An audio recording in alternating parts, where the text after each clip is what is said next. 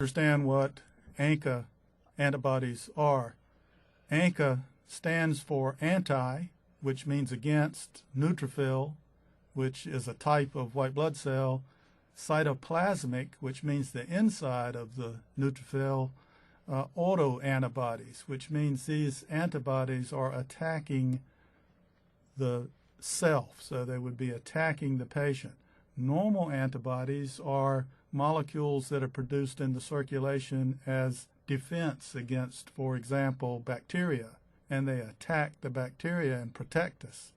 But in autoimmune diseases, the antibodies attack some cell or tissue in the body. So ANCA disease is a form of autoimmune disease, and these ANCA antibodies are attacking white blood cells.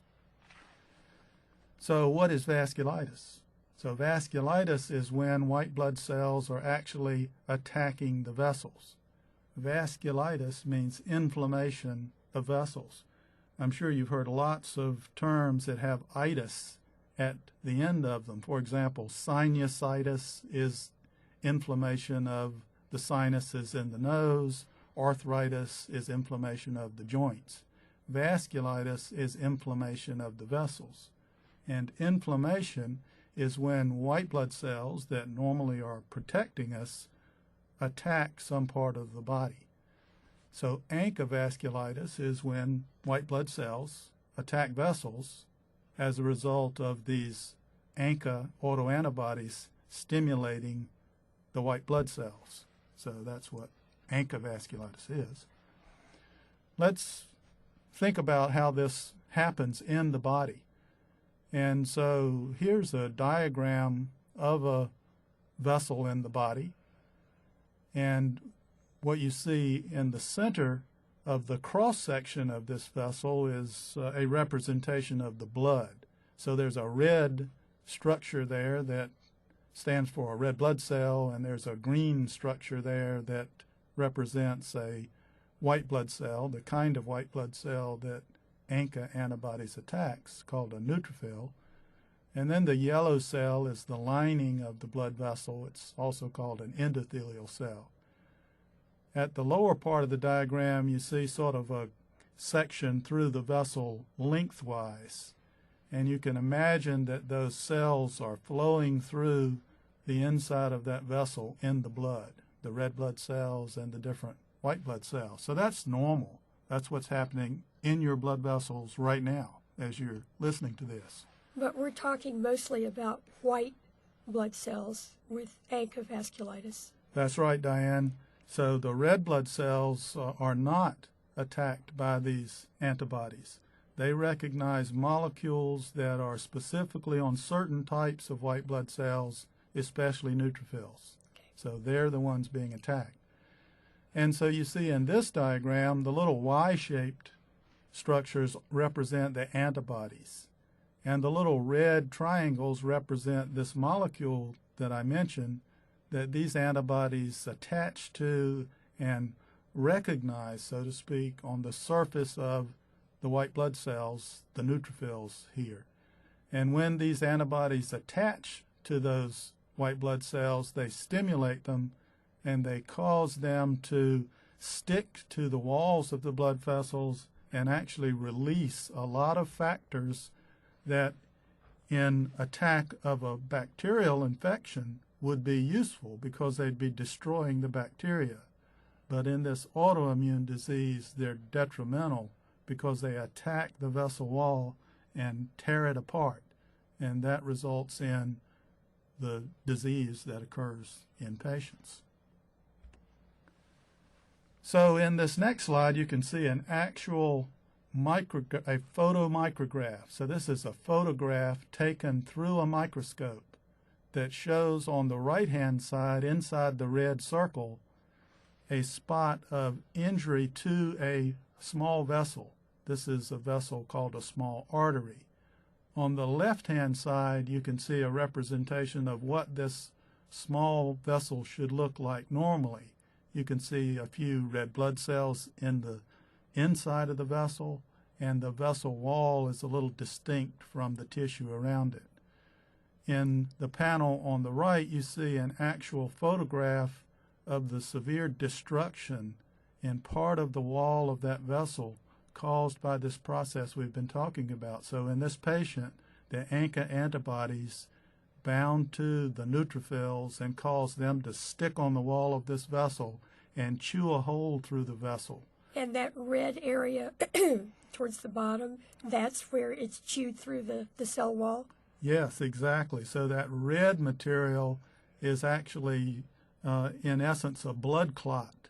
And so the blood has clotted there, trying to wall off the hole in the vessel so the bleeding won't continue too severely. But so that red area is an area of severe destruction. So that's in the wall of a vessel from a biopsy specimen from a patient with ANCA vasculitis. This next slide just shows another example of a very small vessel that's been attacked by ANCA vasculitis. Both panels are the same photograph of the microscopic appearance of this vessel. In the panel above, I've drawn an outline around where the wall of the vessel should be. The top part of the vessel has not been attacked to any significant degree, but the bottom part you can see, especially in the drawing, or rather the circle drawn in the panel at the bottom, there are a lot of little dark structures that actually are white blood cells. With this particular stain, they appear dark in this tissue section. But you can see there are a lot of these little white blood cells swarming around the wall of the vessel there and releasing factors that are destroying the wall at this site of vasculitis. So that kind of injury, Diane, can occur in any tissue of the body. So the clinical manifestations of ANCA disease are extremely varied. It depends on where the vessels are that are being attacked by these white blood cells. For example, if they're in the skin, the little vessels can be torn open and there can be small hemorrhages, and you'll have little purple spots on your skin called purpura as a manifestation of the vasculitis. Kind of like a bruise, like a little teeny bruise? Yeah, like a little tiny bruise. With a bruise, the blood vessels are broken open by trauma. You just mash the vessel and it bleeds. Here the vessels are broken open because the white blood cells have chewed holes through them. The same thing can happen in the lungs, and the small blood vessels lining the air spaces in the lung can be broken open by the vasculitis, and you'll bleed into your lung and you may cough up the blood. It can happen in your sinuses, in your nose, and cause destruction of tissue in your nose, and you can have bleeding from your nose.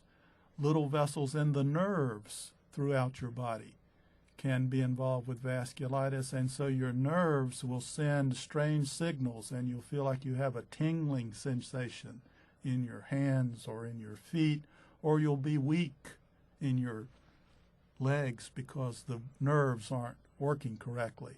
And as we'll talk about in more detail later, there are many small vessels in the kidneys that are involved in filtering the blood, and they are a frequent target for attack by ANCA disease. So we'll talk about that shortly. And also about the eyes. Can it also be in your eyes? Right. So ANCA disease, again, can attack any tissue, including your brain and your eyes and your ears. And so in the eyes, there may be inflammation in the tissues around your eyes, and it's really the small vessels. And so your eyes can become very red. There may be even very swollen areas caused by the inflammation.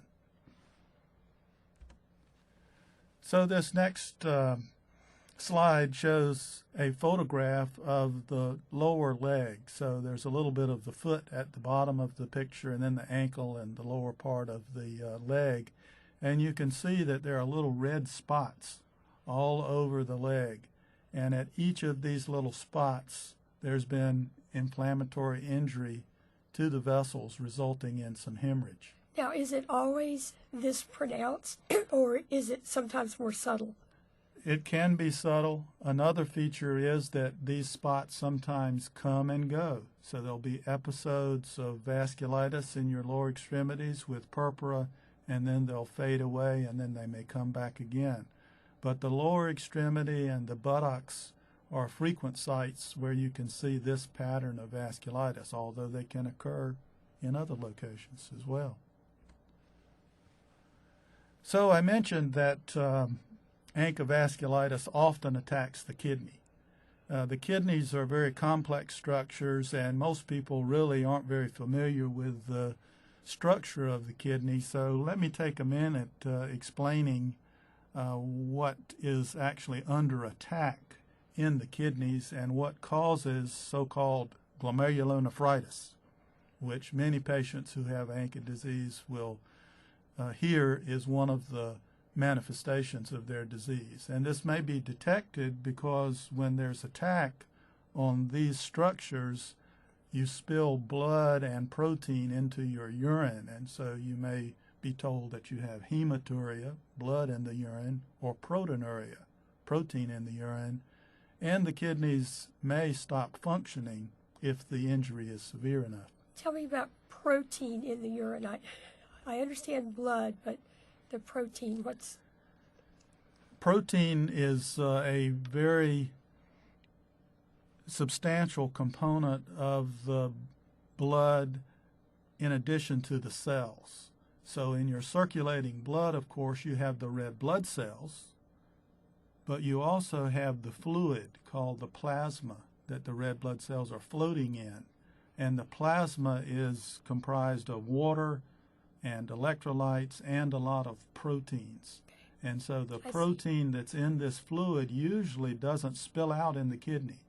The kidney filters out tiny little waste material that's smaller than the proteins and retains the proteins normally, just like it retains the red blood cells. But when you injure the capillary walls, not only the red blood cells, but the protein spills out into the urine. Okay. So let's look at a diagram here that's a cross-section of a kidney. Of course, you have two kidneys in the back wall of the abdomen. Here we see one kidney that's been diagrammatically cut open, and there's an arrow to something called a nephron. The nephron is the real functional unit of the kidney, and it's an important part. That's why the doctor that's taking care of you may be called a nephrologist, because he studies disease of the nephron. So you can see on the right-hand side a diagram of just one nephron. There are about 1 million of these in each kidney, so they're very tiny. And the working part of the nephron includes both a little cluster of blood vessels called a glomerulus, and the little cluster of blood vessels has blood coming in which is unfiltered, and then that blood gets filtered in these glomeruli, and the filtered blood goes out to your body with the waste material removed. And what's been removed from the blood then goes down the tubule, and you can see a little contorted tubule that twists and turns down through the kidney, and then the fluid exits that tubule as the urine.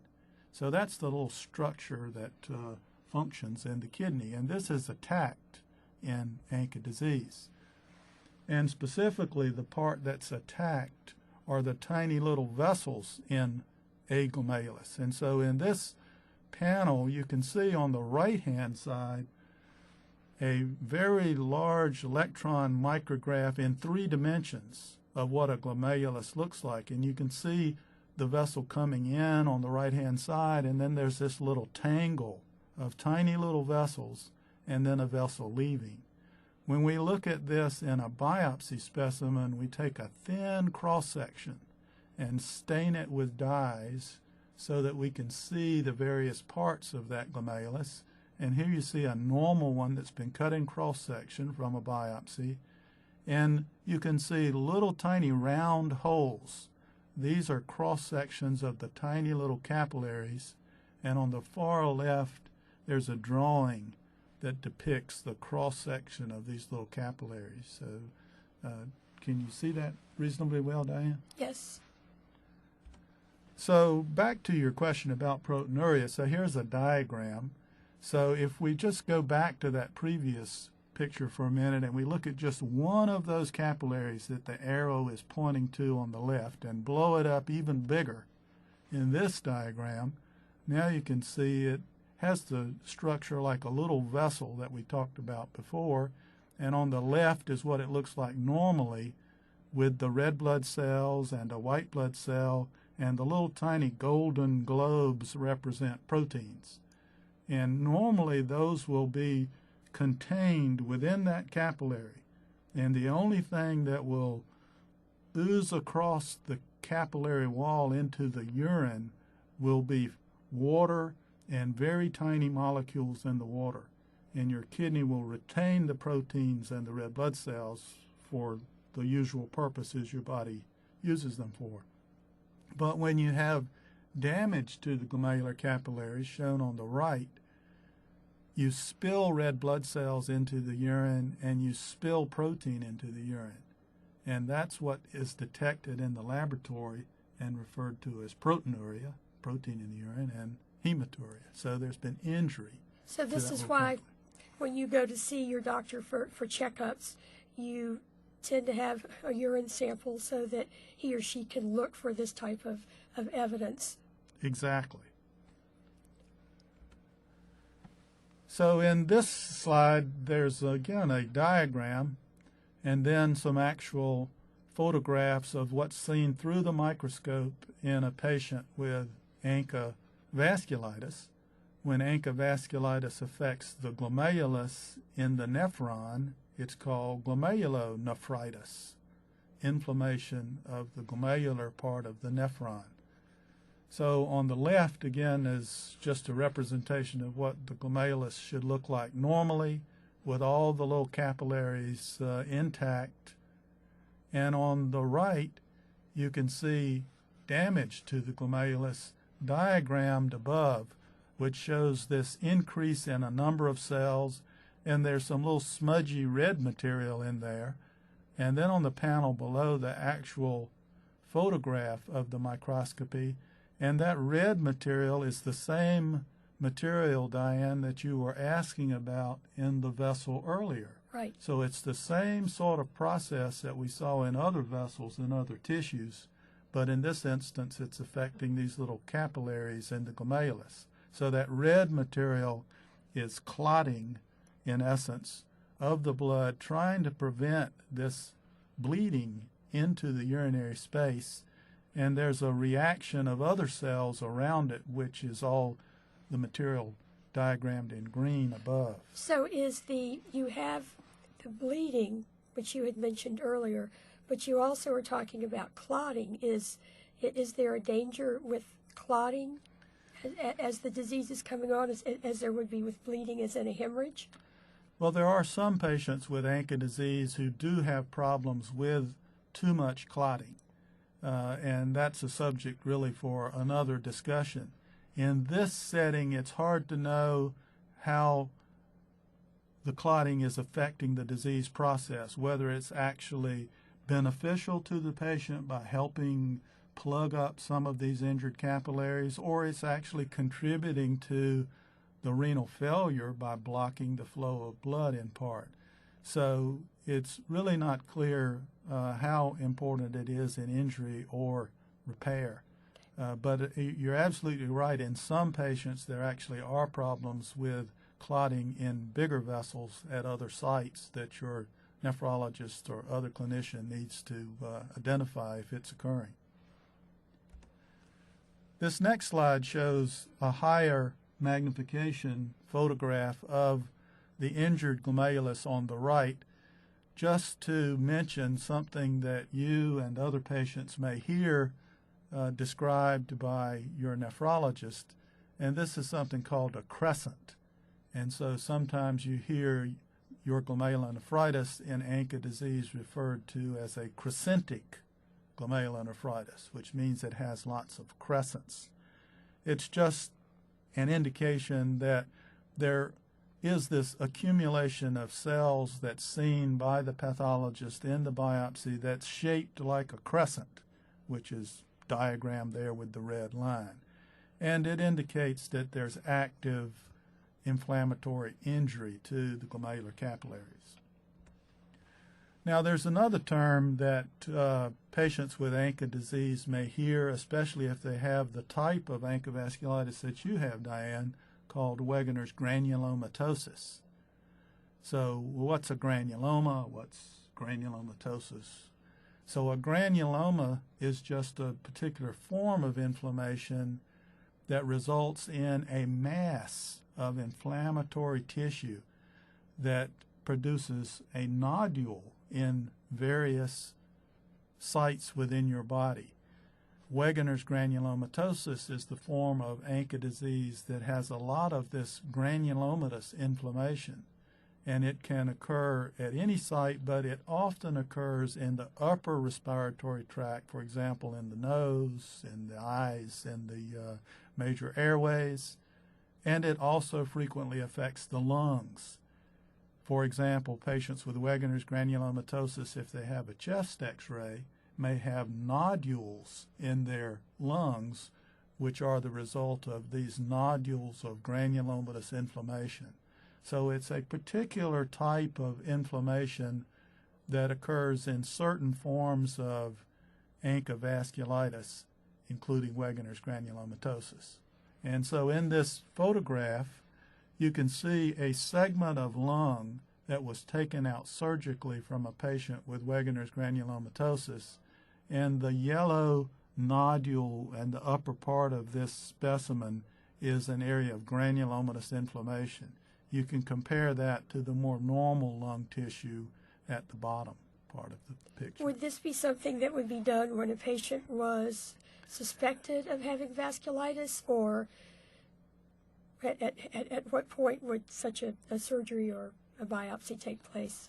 Well, in some instances, the diagnosis of an ANCA vasculitis is not absolutely clear from the clinical manifestations. And some patients will not have an ANCA antibody that's detectable in the circulation, or it may not have been looked for yet. And so by X-ray, these mass lesions are difficult to diagnose, so it's not absolutely clear what they might be. So in some circumstances, these nodules are taken out surgically as a diagnostic procedure to confirm what it is, because by X-ray, they can sometimes, for example, even look like a cancer of some sort. But then when you examine them by microscopy, they're inflammatory lesions. So sometimes it's a diagnostic procedure. So what are these different types of ANCA vasculitis? Diane, you've mentioned that your type of ANCA vasculitis is called Wegener's granulomatosis, so I've already mentioned some characteristics of that, but let's think about these other variants. And the different types really are determined by where the vasculitis is in your body and whether it's associated with the granulomatous inflammation we just talked about, and whether or not you have also a history of asthma, because there's a form of ANCA vasculitis that is accompanied by asthma. So the easiest one to describe is the one that has the least well-defined name, and it's when you have ANCA vasculitis that's only affecting your kidney.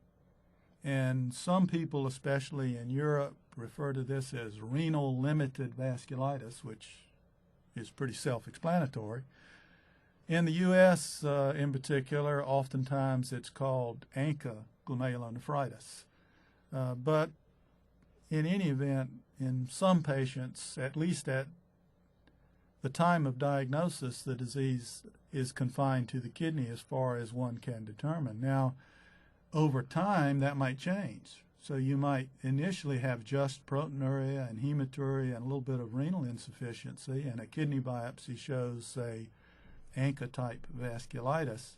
But then later on, you might develop some purpura and some pulmonary lung hemorrhage, and you would then be said to have microscopic polyangiitis, because the other Another category of ANCA disease involves multiple small vessels, but there's no evidence for granulomatous inflammation. So you'd have maybe kidney involvement, skin involvement, lung involvement, maybe nerve involvement with vasculitis, but no nodules anywhere, no evidence for granulomatous inflammation. So when there are multiple sites involved, it's called microscopic polyangiitis. And polyangiitis means multiple. Well, exactly, right. Poly means many.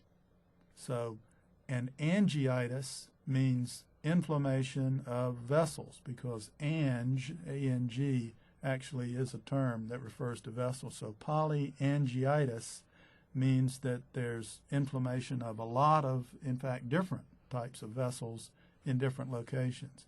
And microscopic just emphasizes that ANCA disease tends to attack small vessels rather than bigger vessels.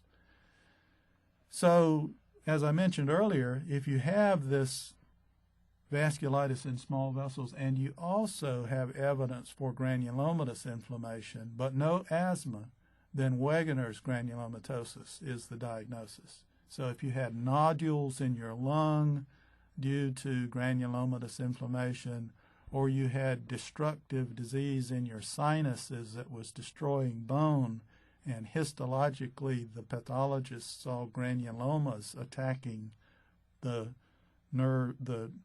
nose tissue, then the diagnosis would be Wegener's granulomatosis.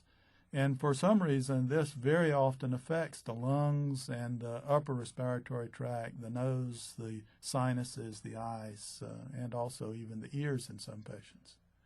And then finally, the least common form of ANCA vasculitis is called Churg Strauss syndrome, and it's the presence of the manifestations we've been talking about accompanied by asthma.